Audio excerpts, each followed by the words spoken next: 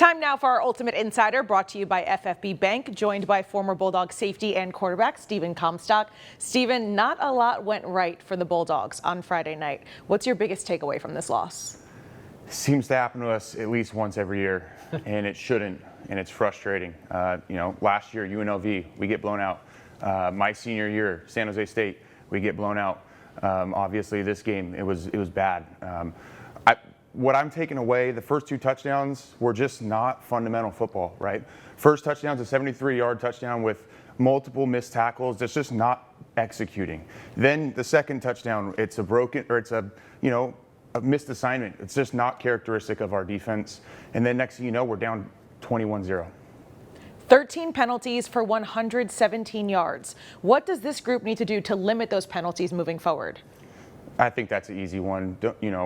Move your feet on offense. Don't get holds. And that happened on the perimeter actually. With, those are tough blocks. I think it's just something that the coaches need to just kind of hammer home, and it's something that we can fix.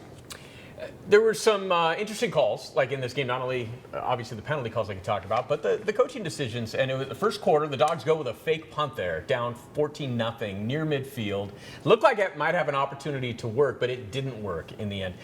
What did you think about that call? We're down 2 scores, 3 scores pretty quickly, and we got to make something happen. So I understand, that play call. Do I like it? Knowing Baxter, yes. We've made plays like that kind of changed the game and give us a spark. Unfortunately, this time, it just really shot us in the foot, and it hurt bad. Then we fast forward to the third quarter. The Dogs are making a comeback. The defense is playing better. They're back within 35-21. Late third quarter, they got a 4th and 6 at the 19 of Colorado State. There was some thought, I was listening to the radio broadcast at that time, that they were talking about, hey, maybe you take the 3 points right here and kind of keep the momentum going.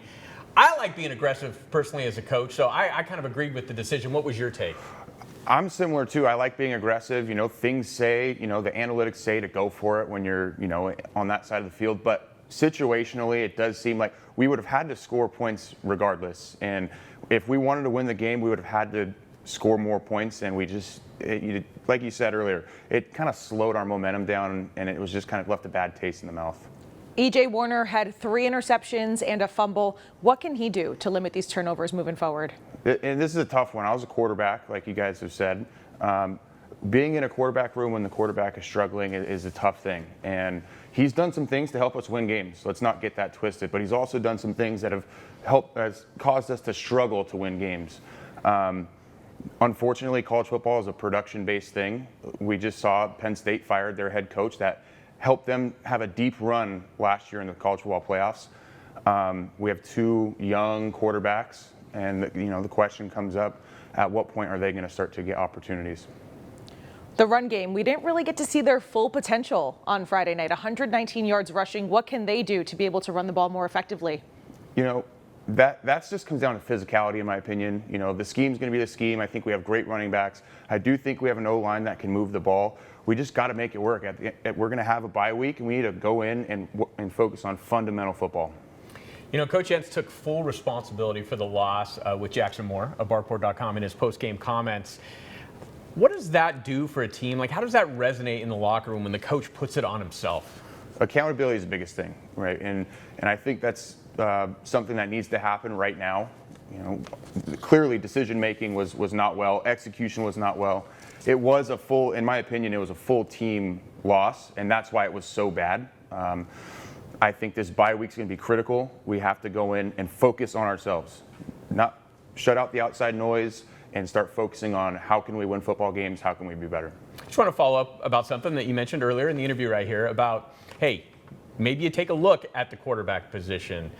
What do you think? They're heading into a bye week here. Do you think that it should be opened up again, or do you like EJ as the starter still? The same way I say coaching turnover is the cause of programs to be bad, same thing with quarterback. Instability at quarterback is going to put a team into shambles. The only thing I'm saying is in a moment like that, we're getting blown out. Are you going to give guys opportunities? Unfortunately for me, that happened. My senior year, I got benched the last 3 games, so I'm well aware of the decision making of coaches. By no means am I saying we need to bench anybody, but at what point are there going to be opportunities for other players? Really big game coming up after the bye. San Diego State, a rivalry game, a trophy game. Head coach Jeff Tedford, former head coach, one of your coaches at Fresno State, will be honored, inducted into the Ring of Honor.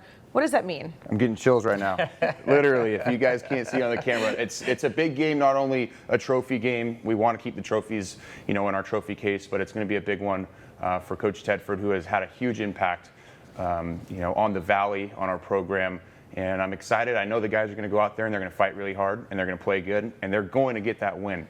They will. Yeah, next week we hope to have Coach Tedford actually on Bulldog Insider talking about the upcoming honor that he's going to be getting. I'm just curious, what was it about Coach Tedford that made him such a special coach? There's thousands of things. My favorite thing personally is Friday meetings before games. He would sit there and talk to us about life and give us good life lessons. To Coach Tedford, it wasn't necessarily just about, winning games on the field. It was about creating better men and really, giving back to the kids that are going through his program.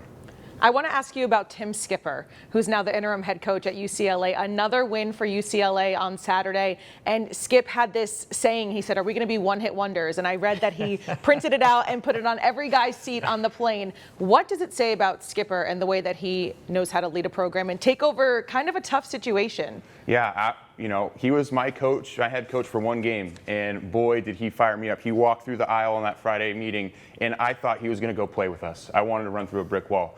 So I know the kind of coaching abilities he has. I know he can fire guys up, and you're really seeing it out there. Like their coaching staff, Jerry Neuheisel, the OC, just absolutely lighting it up. Kevin Coyle, my safeties coach, the coordinator, defensive coordinator. I mean, I love what they have going on there. I hope they can continue to have success. There was some big recruiting news this week, Stephen. Clovis High quarterback Deegan Rose, the most highly rated quarterback I believe that the Bulldogs have gotten a commitment from since Derek Carr, flips his commitment. He was committed to Oregon State and decides he wants to be a Bulldog. That's a huge moment. It feels like a big moment for this program. Is that your take? Absolutely. Coach Entz talks about, keeping people in the Valley. He's made that very clear. I had the opportunity to do a little bit of recruiting with them this offseason. Not necessarily hands-on recruiting, but, seeing guys, giving opinions. And I think keeping guys here is the best thing. We've seen so many talented players that are from the Valley that stay and they explode. Jalen Cropper, Josh Kelly. We can go on and on about the guys that come here and they do really well in the program. So I'm excited to see what can happen with this quarterback. All right, that's Stephen Comstock. Always appreciate you coming on the Bulldog Insider with us. Thanks, Stephen. Thank you.